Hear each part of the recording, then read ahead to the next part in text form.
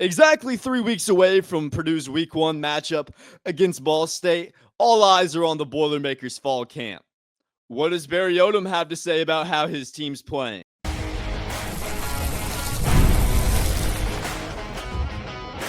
You are Locked On Boilermakers, your daily podcast on the Purdue Boilermakers, part of the Locked On Podcast Network, your team every day. Hello and welcome into another episode of Locked On Boilermakers here on the Locked On Network, where it's your team every day. Today's episode is brought to you by Game Time. Download the Game Time app, create an account, and use code LOCKEDONCollege for $20 off your first purchase. I want to go ahead and thank all the everydayers who make Locked On Boilermakers their first listen every day. As we launched Locked On Boilermakers last week, it's been great to see some of the support that we've gotten just a week into this show. I'm going to continue to make daily episodes for you guys, for all the Boilermaker fans out there, and make this the only home for daily podcasts about Purdue sports. I'm your host, Nick Arvin. We got a lot to talk about here today on a jam-packed episode, including Purdue's gone camping. Last week was the first week of full fall camp for Purdue. This week, we'll see an increased urgency to find out some of the position battles. But we did hear from Barry Odom over the weekend, kind of about how camp's progressing, what's been going on. We're going to talk about that here in our first segment today on the show. And then on the second segment today, we're going to talk about some of the biggest risers at camp, some guys that may put some of us fans on surprise this year, and kind of see if we're in for a breakout year for some of these guys on Purdue's roster. And we'll finish up today with a basketball recruiting update, including talking about a potential candidate to take the reins from Braden Smith in a 2026 commit. So we got all that for you guys today, and we're going to go ahead and get right into that. Barry Odom wanted to make it known in his press release, in his press conference, that the offensive line position is something that he is relying a lot on, something that he really wants to make sure is set in stone before the start of week one, before Ball State. And that's something that we've talked a lot about here on the show. He's brought in some guys, whether that be some UNLV guys, whether that's a Hank Purvis, a Jalen St. a graduate guy out of UNLV, or even Mason Vicari, who's a younger guy, who we've seen for Purdue in fall camp has really stepped his name in. But those are three guys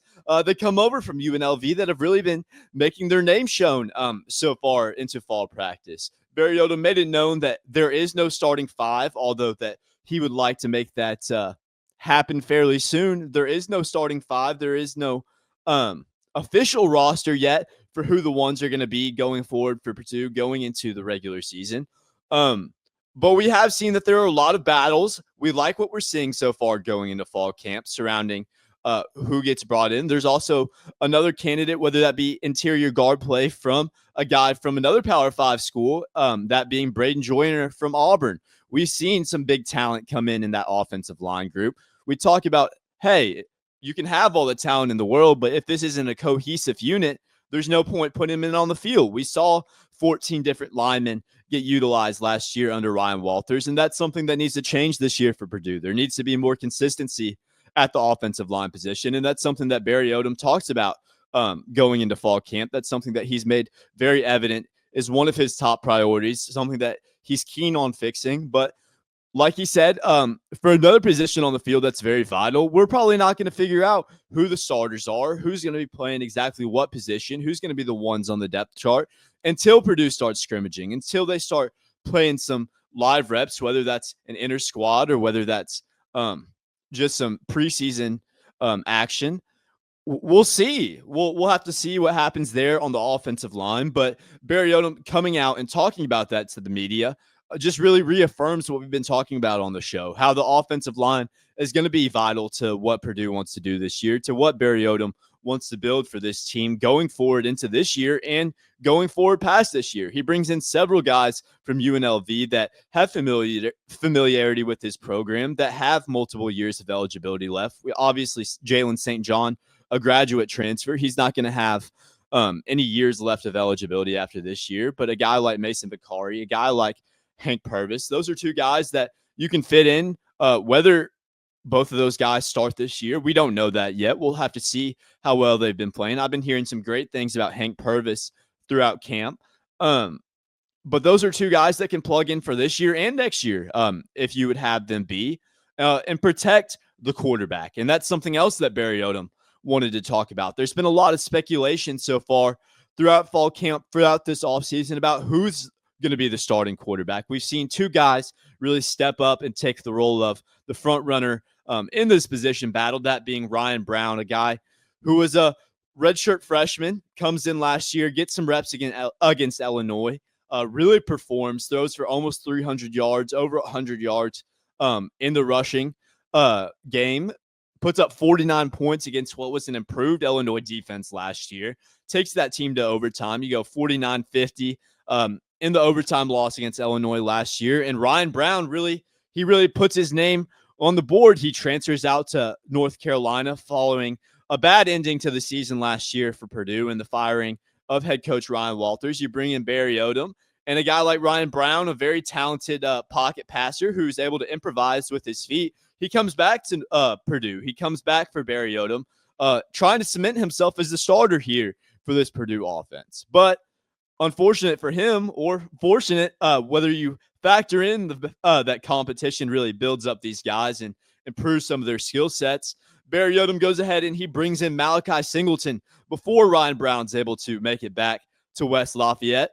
Malachi Singleton, maybe a notable name. He leads Arkansas to a win last year over, I believe, his number 4 ranked Tennessee in what was a huge upset at the time down in Fayetteville for the Hogs. He transfers over, also looking for a potential starting role for a Power 5 program. He makes his way over to Purdue for the Big Ten. And then we see a little bit of a quarterback battle going on at Purdue. And that's been a big storyline so far into fall camp. Barry Odom talks about that. He talks about how, hey, these two guys, they've been good. They've been consistent in the past week or so of fall camp. We saw maybe some inconsistencies turning the ball over earlier in camp, and that's something that is going to have to be fixed. If he wants to decide a starter, if this coaching staff wants to decide a starter, turning the ball over is going to be very vital to the success this offense is going to have, because when you want to focus on the run game, when you want to focus on play action the way that Barry Odom and the Boilermakers want to do, you have to limit turnovers and make sure that you're playing high IQ football. That's the only way that you're going to want to win games. If you're able to build a team dominant enough to not have to worry about turning the ball over, then you're not going to be coming off 1-11 and bring all these transfers in. And that's just not the reality of what Purdue is. They have to focus on not turning the ball over. And that's something that Barry Odom has made very evident. So we see some turnover struggles still going into this week for Malachi Singleton and Ryan Browne. They've cemented themselves as the top two guys. But Barry Odom says, just like for the O-line, we're not going to have a starter decided until we scrimmage off. You know, training camp, as he said, it's all about reps. It's about getting these guys comfortable in the new offense that he's trying to bring to this program and getting these guys warmed up for what to expect this year going into Purdue. So right now, it is Malachi Singleton. It is Ryan Browne. There's been some people saying, hey, Ryan Browne is definitively the quarterback one. And that's not the case. Malachi Singleton has really made some throws in training camp. He's really made the plays to keep himself in this conversation, to keep himself in competition going into these scrimmages here in the next few weeks for Purdue. So that's a guy that we'll continue to hear a lot about in fall camp. Like Barry Odom says, the decision will probably be made here in about 2 weeks before that Ball State game, after we're able to see these two guys in a scrimmage or two get their feet wet in some real gameplay and some real competitive reps. So we talk about that. We talk about those QB battles going in day to day. But finally, one thing that Barry Odom wanted to make very evident in this press conference, and something that we've talked a lot about, is Devin Mockobee. We've talked about how necessary that his performance and his production are going to be for his success. And we've seen Barry Odom talks about how well that he's improved as a back. And that's something that we'd wanted to see this fall camp for Mockobee. We've wanted to see. We've been calling him underrated all show long. We've been talking about how he's one of the best backs in the nation, whether he's in those top 100 lists or not. But from all we've seen, Odom has talked revelations about how he's improved drastically as a pass catcher in the backfield, how he's been able to get shifty, do everything that you want for this offense. If Mockobee's able to be shifty like he traditionally is, to be that powerful runner that everyone knows that he is, increase that production, and become a feature back in the backfield, catching passes, being able to make things happen in the short pass, coming out of the backfield. That's going to be so vital to Purdue's success this year. That's something that if you're Barry Odom, you love to see for Purdue, something that you're reveling about, so excited about. Just the thought of having a pass catching back as explosive as Mockobee is in the backfield to pair with a Ryan Browne and Malachi Singleton, a guy that you want to train in your offense to be very high IQ. And that's a potential asset that maybe we haven't seen in previous years for Purdue, and something that Barry Odom has been talking a lot about, very excited to talk about. So we'll talk about some rising stars for this Purdue offense, whether that's a younger guy, maybe that's someone that was on the roster here last year that's looking to make his name shown. We'll talk about that here next. We've all been there, logging on early and waiting forever for concert tickets to go on sale, only to lose your spot for a show that you've been dying to see. Live music should be about making memories, not dealing with the stress of ticket shopping. That's where Game Time comes in. Game Time makes getting great concert tickets faster and easier than ever. Prices actually drop as it gets closer to showtime, and you can save up to 60% off with killer last-minute deals. Game Time doesn't just have concert tickets, however. Say you want to make it out to Ross Aid or you want to make it out to Mackey this fall. Worried about what will happen if the plans change? The Game Time guarantee has your back with cancellation protection and more. Take the guesswork out of buying concert and show tickets with Game Time. Download the Game Time app, create an account, and use the Locked On College for $20 off your first purchase. Terms apply. Again, create an account and redeem code Locked On College for $20 off. Download the Game Time app today. Last minute ticket deals, lowest price guaranteed. For this next segment, I wanted to talk a little bit about risers, some guys that we've seen in camp that have really turned some heads this year, some guys that may be in for some breakout years that maybe we aren't expecting, some under the radar guys that have really popped up. And whenever making this list of these three guys that I wanted to talk about on today's show, I didn't even notice until now that all these guys are sophomores. So a few guys that are really just trying to make their name known going into their sophomore year, going into that sophomore year of eligibility. And some guys that are all, in my mind, going to really surprise some people this year. So we're going to start right off with Sanders Ellis, who is a guy that's really cemented himself as a leader in that defense, a leader for that linebacker core, a sophomore, obviously. Tennessee State transfer who comes over to Purdue from an FCS program. So maybe under the radar for that reason. We saw the talent last year, amassing almost 60 tackles and being on that Jerry Rice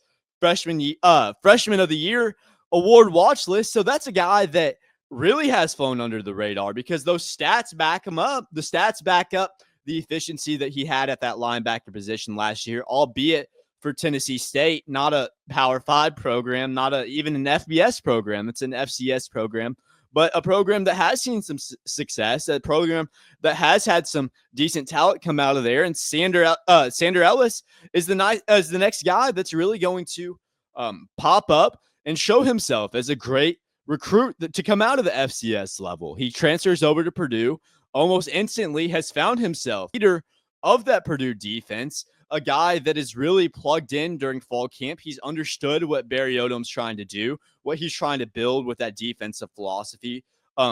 Pretty quickly, Mike Schur has been alongside with Barry Odom. The defensive coordinator has really been preaching a hard-nosed philosophy for his defense, and Sanders Ellis has really come into camp with that mentality. He's really put his head down and got to work just a sophomore. We know that Purdue has prided itself on some of the edge rushers in the linebacker play in the past, and Sanders Ellis is another great example of that. We've seen with these Barry Odom transfers that have come in, not just on the defensive side, but on the offensive side as well, have been these hard-nosed guys that are ready to jump into Big Ten play immediately, but also have several years of eligibility alongside that. And so that's something that Ellis has as well with this year and then 2 years after, if he chooses to continue playing ball for the Boilermakers. He's ready to make his name known this year, though. He's ready to make his name known his sophomore year. He's ready to have a breakout year for the Boilermakers and really cement himself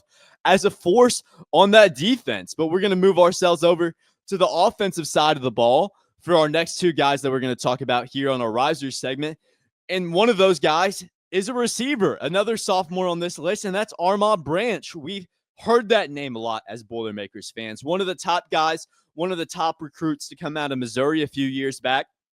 He hasn't really shown a lot of production so far in the first 2 years. He hasn't been given the opportunities, but he's proven himself, whether that's in fall camp, whether that was in summer ball, or whether that's just throughout practices. And at times last year, we've seen the potential that Branch shows as a wide receiver prospect. We saw his connection with Ryan Browne at times with the twos last year. We saw what he's able to do. We'll see what he's able to do. And he really showed his loyalty to Purdue this offseason, staying at Purdue, saying this is the university he wants to be at, when 70 plus guys transferred out over the offseason, plenty of guys left, and Branch stayed alongside a Mockobee. These are type of guys, these guys that were loyal to Purdue even after Ryan Walters, even before Barry Odom, that deserve a spot on this team. Obviously, the talent and the work ethic need to match, but that's something that Branch has showed is there. He's had a great connection with the Ryan Browne. He's been decent with Malachi Singleton, catching some deep balls, catching some passes across the middle, and really making some breakaway plays, showing that getaway speed, showing the ability to make short passes into long games after the catch, after contact. He's shown his ability to be a real big hitter for this offense, whether the starting quarterback's a Ryan Browne or Malachi Singleton, who's our next riser we're going to talk about. And for Malachi Singleton, this is a bit of a complex one because a lot of people speculated for Ryan Browne to be starting in this offseason. But the fact that there's a competition, the fact that a starting quarterback hasn't been announced yet, I feel like really speaks for Malachi Singleton and his ability to really be a riser in fall camp. And we'll talk about why that is, because when you think about Ryan Browne, we think about that Illinois game last year. He kind of got thrown to the wolves against Oregon, but he showed his ability to be a dual threat type of guy who can really improvise in the pocket last year against Illinois. And when you see that flash, when you see a guy that redshirted for your team that has 3 years of eligibility left, a guy that's familiar with Purdue, what Purdue wants to do, you think, hey, that's the starter. That's the guy. You bring in Malachi Singleton, who didn't see action in a whole lot of games last year, played pretty well against Ole Miss, where Arkansas just got slammed for 61 points. That defense didn't hold up well at all, but he threw for 200 plus yards, no interceptions on the day. He had a good performance. He led that last minute scoring drive against Tennessee to upset the Volunteers. He got a few reps in against Arkansas Pine Bluff earlier in the season. That's a guy that hasn't had a lot of experience, but Ryan Browne hasn't either. And just because he's familiar with Purdue's system doesn't mean that Malachi Singleton doesn't have an equal fighting chance to assume that quarterback position. It's been Odom's motto throughout the whole year that a starting spot, whether at the quarterback position or anywhere else on the field, is something that it's earned and not given. And that's something that we've seen. And we've seen Malachi Singleton really show up to camp and really try to earn this spot. Obviously, I love Ryan Browne. I love who he is as a passer. If he's the starter, I'm perfectly fine with that. But when you have two guys that are really working hard, that competition improves the other guy. When you guys are both working to get better on a daily basis, whether that's in camp, whether that's in season, that improves the quarterback play at that position. And we've seen that with Malachi Singleton. He's been able to make the throws down the field. He's been able to move around in the pocket, something that Odom's definitely valued going into fall camp.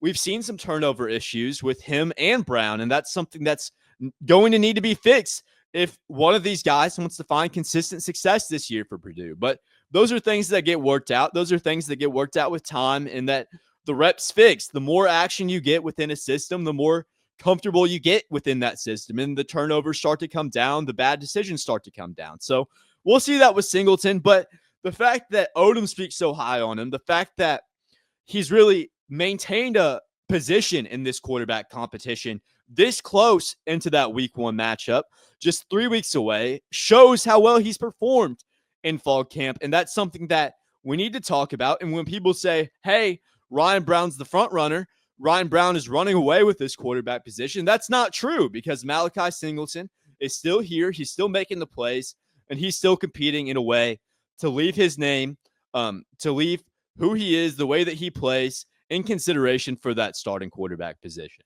So we're going to shift over here a little bit to basketball. We're going to be talking about some 2026 guys that Matt Painter and his squad have been recruiting, some guys they've been going after next.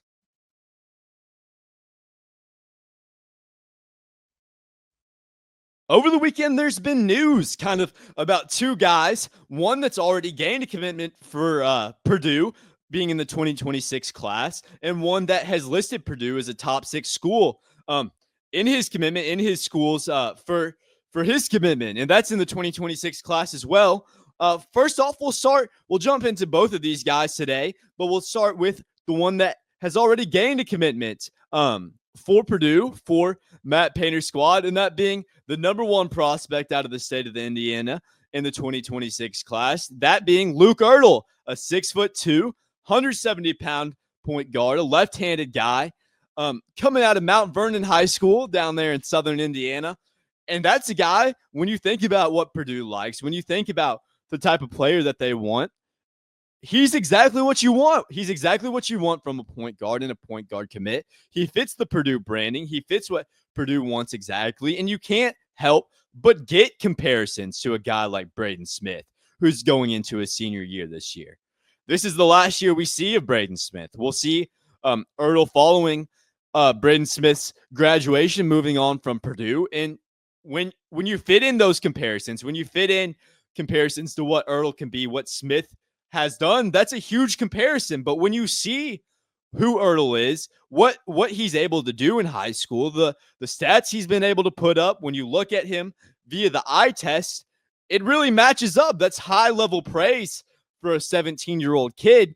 But when you watch him play, when you see what this guy's all about, you can't help but think, hey, maybe those comparisons are fair. And I don't want to put a guy like Braden Smith, who cemented himself as a Purdue legend, the all-time leading assist record leader for the Boilermakers, above a guy like Luke Ertel, a young guy, and expect him to live up to that. But I'm just saying, when you factor in what this guy could be, who he has really showed himself to be throughout 3 years of high school, you can see similarities. Obviously, Luke Ertel being a left-handed guy, Braden Smith being a right-handed point guard. A little bit of a difference there, a little bit of a difference in play style when you factor that in. But when you talk about the pure playmaking ability, when you talk about the competitiveness, when you talk about the skill as a ball handler, the ability to get teammates involved, the aggression, getting down to the rim, getting to the mid-range and being able to get above defenders and score, these are all things that both these guys have in common. Obviously, Braden Smith is a more polished version. He's been under Matt Painter, who is an elite talent developer for the past 3 years, and he's honed in on those skills. But Luke Ertel, when you think about, hey, this is a new type of guy. This is a guy that in a time where this is increasingly rare might be at Purdue for 3-4 years under Matt Painter, under a guy who has made a career on developing guards. That's something that you should get very excited for as a Purdue fan, filling in that void. We talked a little bit about, hey, this is really kind of the last go at it for this core, for that Braden Smith and Fletcher Lawyer type backcourt. And then you bring a guy in like Luke Ertel to fill that void right after Braden Smith graduates, moves on. And obviously, we probably won't see Ertel start his freshman year. He may get the red shirt. Who knows? When you bring in a guy as talented as that, you hate to say, hey, let me give him the red shirt. You'd like to give him kind of the reins and let him get some action in that freshman year. But we'll have to see what happens. That's a year down the line, but it's something to get excited about. You get an early commitment from a guy who seems excited to play for Purdue. You get the number 1 guy in the state of Indiana. And that's something to be excited about for Purdue. That's something to be excited about if you're a Purdue fan. It really shows kind of where the program is in terms of recruiting right now. It's the number 1 recruiting program in the state of Indiana. When you get the number 1 recruiting prospect out of the state over an Indiana Hoosiers, over whoever else, that's exciting. When you're able to keep that guy in state, whenever you're able to obtain that over your rival, that's exciting. You should be excited about that as a Purdue fan. And you should be excited about another guy who's 6'10". He's been turning some heads this summer. A lot of these programs on his top 6, including Purdue, are starting to get pretty excited. And that's a guy by the name of Quinn Costello. If you haven't heard him yet, out of the 2026 class as well. And you're going to start hearing his name a whole lot. A 6'10" power forward, stretch type of big that can really shoot threes, can bang down the threes, can also get inside and protect the rim for you if that's what you'd have him do. A guy that can pass the ball, a guy that can rebound, can really make it happen on all facets of the game. A 3-level scorer type of guy that can make it happen from 3 in the mid-range and can get to the rim and attack. And that's exactly what you want to look for. This is a top 30 type recruit. His top 6 list just came out. And Matt Painter and Purdue is a team that is really hot on the trails right now. Is a guy for Purdue that they really value, a guy that's really increased his value throughout this summer. Is shot right up into the top 30 recruits for the class of 2026. He puts his final down to Michigan, Michigan State, Minnesota, Texas, UNC, and, of course, Purdue.